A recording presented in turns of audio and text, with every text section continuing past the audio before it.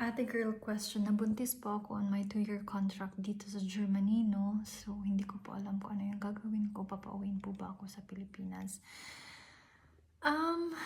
Let's talk about controversial questions din o controversial topics ganyan kasi someone may experience it.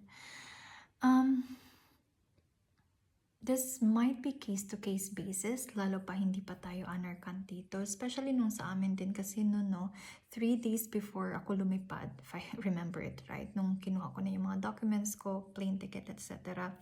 They asked me to provide a pregnancy test. So, nag-ihi si ate ko sa toilet and then presented yung pregnancy test negative para makalipad ako.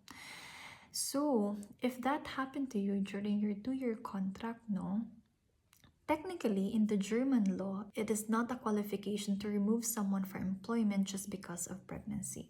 For sure, having a baby is a blessing, pero putting yourself in that situation, lalo pa pag hindi ka pa dito stable, requires 100 to 100 courage talaga. And I wouldn't want someone to experience that difficult situation, lalo pa pag hindi pa kayo okay ng partner mo, hindi kayo live-in, hindi kayo talagang partner or whatever.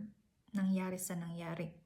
Period. Like sa Pilipinas, no, meron namang iba na tinatakbuhan lang yung responsibility. Pero dito, sa Germany, yung bata kailangan ma-recognize ng father and habulin niya ng government para masustentuhan yung bata. They would require that father, no, na mag-provide ng child support sa bata. Take full custody sa bata, lalo na pag hindi pa kayo kasal, and ask for help from any social services.